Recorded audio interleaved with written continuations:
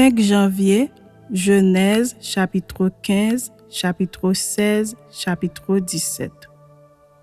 Après ces événements, la parole de l'Éternel fut adressée à Abraham dans une vision et il dit : « Abraham, ne crains point.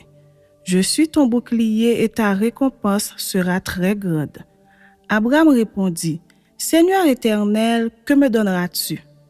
Je m'en vais sans enfant et l'héritier de ma maison, c'est Eliezer de Damas. » Et Abraham dit : « Voici, tu ne m'as pas donné de postérité et celui qui est né dans ma maison sera mon héritier. » Alors la parole de l'Éternel lui fut adressée ainsi : « Ce n'est pas lui qui sera ton héritier, mais c'est celui qui sortira de tes entrailles qui sera ton héritier. » Et après l'avoir conduit dehors, il dit : « Regarde vers le ciel et compte les étoiles, si tu peux les compter. » Et il lui dit : « Telle sera ta postérité. » Abraham eut confiance en l'Éternel qui le lui imputa à justice. L'Éternel lui dit encore : « Je suis l'Éternel qui t'ai fait sortir d'Ur en Chaldée pour te donner en possession ce pays. » Abraham répondit : « Seigneur Éternel, à quoi connaîtrai-je que je le posséderai ? » Et l'Éternel lui dit : « Prends une génisse de 3 ans, une chèvre de 3 ans, un bélier de 3 ans, une tourterelle et une jeune colombe. » Abraham prit tous ces animaux, les coupa par le milieu et mit chaque morceau l'un vis-à-vis de l'autre. Mais il ne partagea point les oiseaux. Les oiseaux de proie s'abattirent sur les cadavres, et Abraham les chassa. Au coucher du soleil, un profond sommeil tomba sur Abraham, et voici une frayeur et une grande obscurité vinrent l'assaillir. Et l'Éternel dit à Abraham : « Sache que tes descendants seront étrangers dans un pays qui ne sera point à eux. Ils y seront asservis et on les opprimera pendant 400 ans. Mais je jugerai la nation à laquelle ils seront asservis et ils sortiront ensuite avec de grandes richesses. 3. Tu iras en paix vers tes pères, tu seras enterré après une heureuse vieillesse. À la 4e génération, ils reviendront ici, car l'iniquité des Amoréens n'est pas encore à son comble. » Quand le soleil fut couché, il y eut une obscurité profonde, et voici, ce fut une fournaise fumante et des flammes passèrent entre les animaux partagés. En ce jour-là, l'Éternel fit alliance avec Abraham et dit : « Je donne ce pays à ta postérité, depuis le fleuve d'Égypte jusqu'au grand fleuve, au fleuve d'Euphrate, le pays des Kéniens, des Kénisiens, des Cadmoniens, des Étiens, des Phéréziens, des Réphaïm, des Amoréens, des Cananéens, des Girgasiens et des Jébusiens. » Chapitre 16. Saraï, femme d'Abraham, ne lui avait point donné d'enfant. Elle avait une servante égyptienne nommée Agar. Et Saraï dit à Abraham : « Voici, l'Éternel m'a rendu stérile. Viens, je te prie, vers ma servante. Peut-être aurai-je par elle des enfants. » Abraham écouta la voix de Saraï. Alors Saraï, femme d'Abraham, prit Agar l'Égyptienne, sa servante, et la donna pour femme à Abraham son mari, après qu'Abraham eut habité 10 années dans le pays de Canaan. Il alla vers Agar et elle devint enceinte. Quand elle se vit enceinte, elle regarda sa maîtresse avec mépris. Et Saraï dit à Abraham : « L'outrage qui m'est fait retombe sur toi.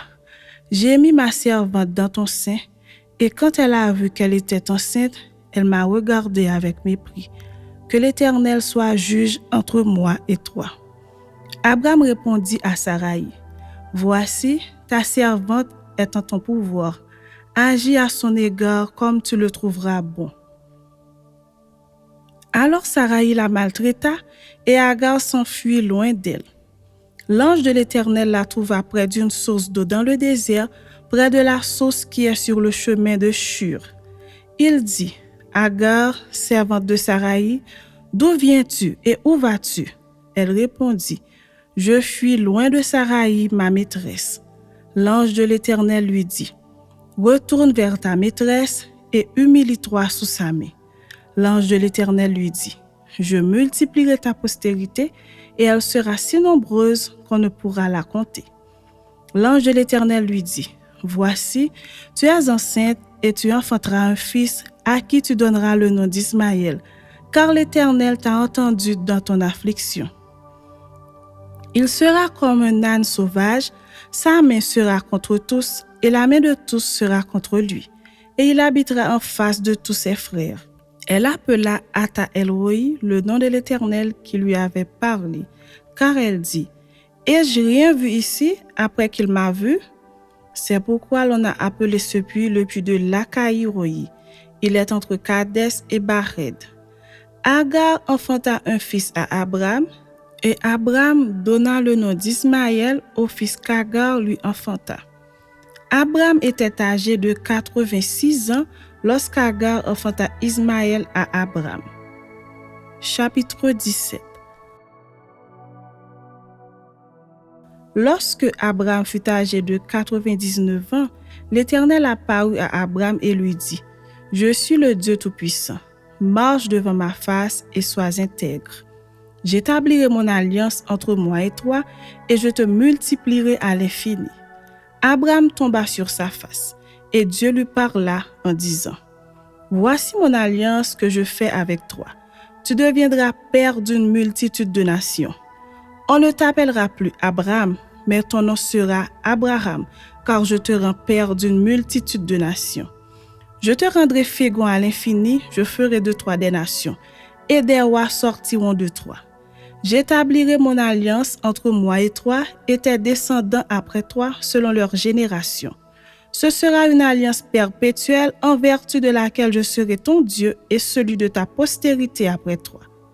Je te donnerai et à tes descendants après toi le pays que tu habites comme étranger, tout le pays de Canaan, en possession perpétuelle, et je serai leur Dieu. » Dieu dit à Abraham, « Toi, tu garderas mon alliance, toi et tes descendants après toi, selon leur génération.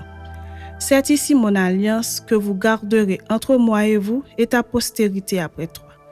Tout mâle parmi vous sera circoncis. Vous vous circoncirez, et ce sera un signe d'alliance entre moi et vous.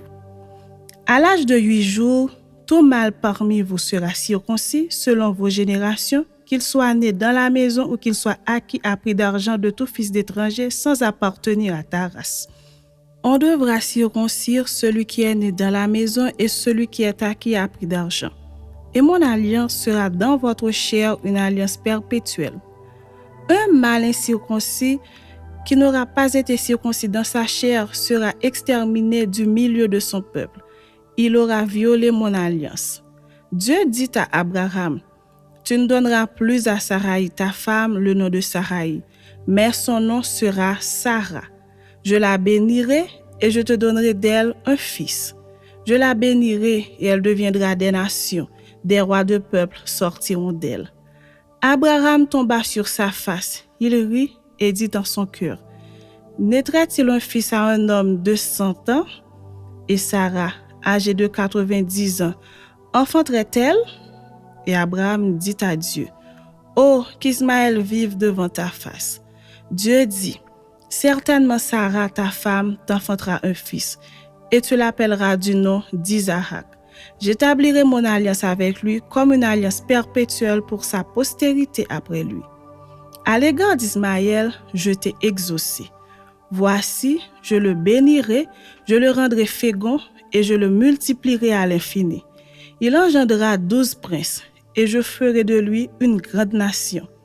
J'établirai mon alliance avec Isaac que Sarah t'enfantera à cette époque-ci de l'année prochaine. » Lorsqu'il eut achevé de lui parler, Dieu s'éleva au-dessus d'Abraham. Abraham prit Ismaël, son fils, tous ceux qui étaient nés dans sa maison et tous ceux qu'il avait acquis à prix d'argent, tous les mâles parmi les gens de la maison d'Abraham. Et il les circoncit ce même jour, selon l'ordre que Dieu lui avait donné. Abraham était âgé de 99 ans lorsqu'il fut circoncis. Ismaël, son fils, était âgé de 13 ans lorsqu'il fut circoncis. Ce même jour, Abraham fut circoncis, ainsi qu'Ismaël, son fils. Et tous les gens de sa maison, né dans sa maison ou qui a pris d'argent des étrangers, furent circoncis avec lui.